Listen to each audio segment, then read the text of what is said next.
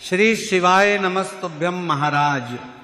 आज हम आपको बताने वाले हैं नवरात्रि में विसर्जन की संपूर्ण विधि, यानी कि सामग्रियों का हमें क्या करना है और नारियल का क्या करना है। साथ ही हमें विसर्जन कैसे करना चाहिए और विसर्जन हमें कब करना है, कलश किस दिन उठाना है, सामग्रियों का विसर्जन किस दिन करना है, ये सभी जानकारी आप सभी को बड़े ही ध्यान पूर्वक सुननी है। और साथ ही हमें किन किन बातों का ध्यान रखना चाहिए, विसर्जन के समय किन गलतियों से बचना चाहिए, ये सभी जानकारी बहुत ही संक्षेप में जानने वाले हैं।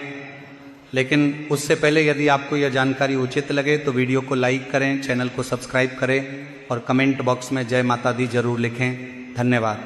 तो महाराज, सबसे पहले तो हमें जो कलश विसर्जन जिसको कहते हैं, कई लोग इसे कलश हिलाना भी कहते हैं, वो आपको नवमी के दिन ही करना चाहिए, क्योंकि महाराज दशमी तिथि पर कलश का विसर्जन करना शुभ नहीं माना जाता है।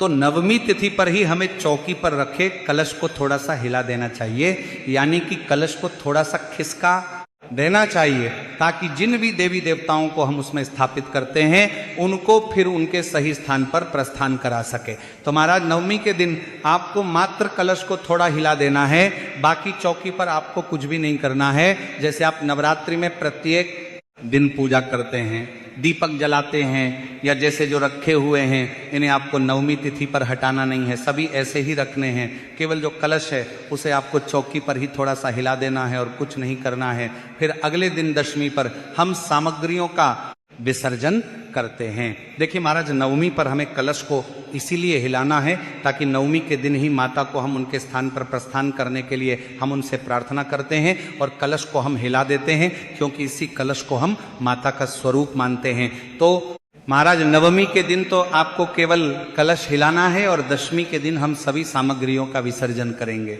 नवमी के दिन हम पूजा पाठ कर लेंगे माँ सिद्धिदात्री की।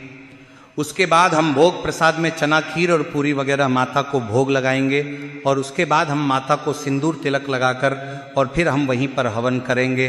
और हवन करने के बाद पूरे परिवार को एक साथ मिलकर के माता रानी के दिल से आरती करना है।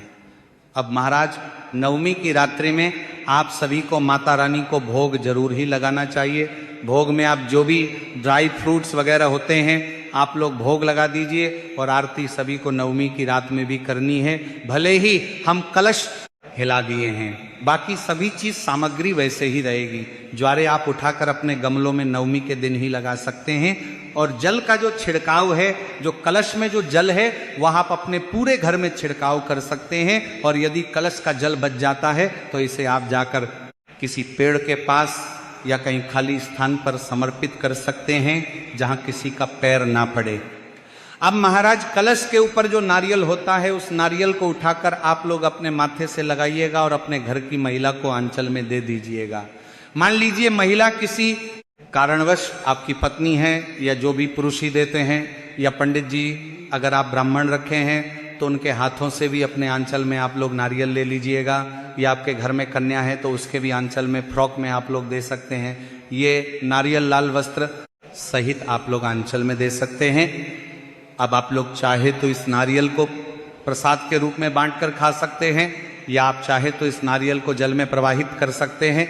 अब महाराज, उसके बाद चौकी पर जो अष्टदल कमल चावल से बनाया जाता है, इसे अगर कोई ब्राह्मण है तो नियम है कि नारियल के साथ श्रृंगार की चीजें और जो भी दान दक्षिणा है, चावल है, ये सभी चीजें हम ब्राह्मण को वस्त्र के साथ, दक्षिणा के साथ उनके घर में दे देते हैं। लेकिन मान लीजिए जिनको अपने आसपास ब्राह्मण देवता नहीं मिल पाते हैं तो अष्टदल कमल वाला चावल आप लोग पक्षियों को भी दे सकते हैं या आप गाय को भी दे सकते हैं। उसके बाद महाराज, जो भी श्रृंगार की चीजें हैं जो आपने माता रानी को अर्पित की थी, इन्हें आप स्वयं ही इस्तेमाल कीजिएगा, या आप चाहे तो इन्हें किसी ब्राह्मण देवता की पत्नी को भी दान कर सकते हैं। देखिए, मान लीजिए अगर ब्राह्मण नहीं मिलते हैं तो माता का आशीर्वाद समझकर आपको ही इन्हें उपयोग कर लेना है, या किसी बहन बेटी को भी हम लोग दे सकते हैं। महाराज ध्यान दीजिए, नवरात्रि में जो आप रोजाना दीपक लगाते हैं वह नवमी के दिन भी आपका जलना चाहिए। आप लोग दिया नहीं बुझाइएगा। जो अखंड दीपक है उसे आपको नवमी पर भी जलाना है, तो नवमी के दिन भी दिया आपका अखंड दीपक प्रज्वलित रहना चाहिए। तेल वगैरह का ध्यान रखिएगा। और दशमी के दिन भी दिया कभी भी खुद से न बुझाएं, क्योंकि दीपक में जितना तेल है वह जलकर बुझ जाएगा। महाराज ऐसा नहीं करना कि हम सभी सामग्री ले जा रहे हैं विसर्जित करने के लिए, तो दिया आपने बुझा दिया, कभी भी ऐसी गलती आपको नहीं करना चाहिए। अब ये सभी कार्य होने के बाद माता को सही स्थान पर विराजमान कर दीजिए। जो उनको चुनरी वगैरह आपने चढ़ाई है वो दोबारा भी फिर से हम पूजा में माता को इस्तेमाल कर सकते हैं। किसी देवी देवता को ओढ़ा सकते हैं, माता को ही ओढ़ा कर रख लीजिए।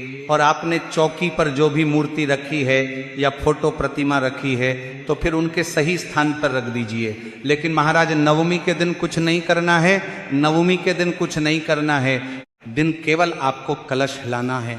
बार बार आपको बताया जा रहा है। तो महाराज दशमी के दिन माता को उनके सही स्थान पर रख दीजिएगा जहां मंदिर है आपका, और बाकी चीजें आपको विसर्जित कर देना है।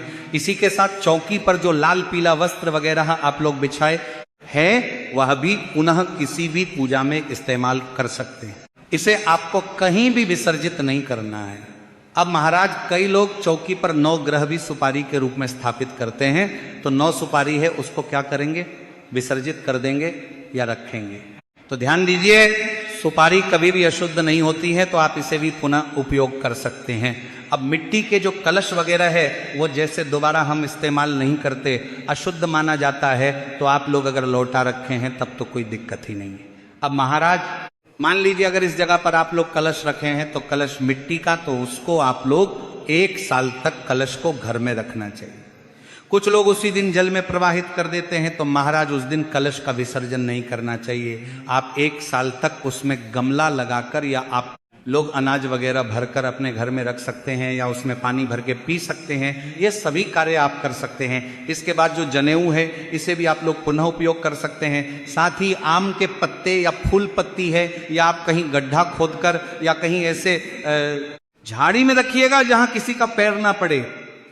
ऐसा नहीं कि किसी भी पेड़ के नीचे रख के आ गए, कहीं कुछ रख के आ गए, ऐसा आपको नहीं करना है। अब महाराज द्वारे थोड़ी सी मिट्टी हटाइएगा और वहां पर आप लोग दबा दीजिएगा, पैर नहीं पड़ेगा, आपके ऊपर दोष नहीं लगेगा। इसी के साथ महाराज जो भी फल प्रसाद है वो आप लोग खा सकते हैं, और तो आप लोग सुपारी जो है वो सुपारी आप लोग रख सकते हैं, कोई दिक्कत नहीं है, क्योंकि सुपारी कभी अशुद्ध नहीं होती है।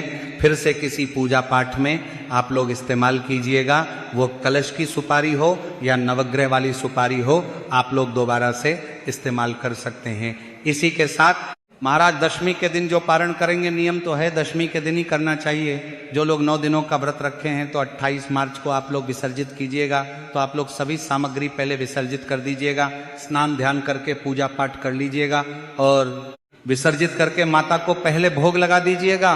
उस दिन भी खीर पूरी ही बनाया जाता है, वही भोग लगाते हैं। और राम नवमी वाला कुछ प्रसाद वगैरह अपने लिए आप लोग रख लीजिएगा, और पारण के समय कुछ ना कुछ पहले आप लोग दान कर दीजिएगा। पैसा हो गया, अनाज हो गया, वस्त्र हो गया, इतने दिन का आपने कठिन व्रत रखा था, और आप लोग दान करके और माता को भोग लगाकर वो प्रसाद भी हो जाएगा। और अष्टमी या नवमी में से कुछ ना कुछ मिठाई, फल, हलवा, पूरी कुछ रख लीजिए मुख में डालकर सबसे पहले, और तब आप लोग माता को प्रणाम करके और वही ग्रहण कीजिएगा। तो महाराज ये थी इस चैत्र नवरात्रि में विसर्जन की संपूर्ण विधि। यदि आपको ये जानकारी पसंद आई हो तो वीडियो को लाइक और चैनल को सब्सक्राइब जरूर करें, और कमेंट बॉक्स में जय माता दी जरूर लिखें। धन्यवाद।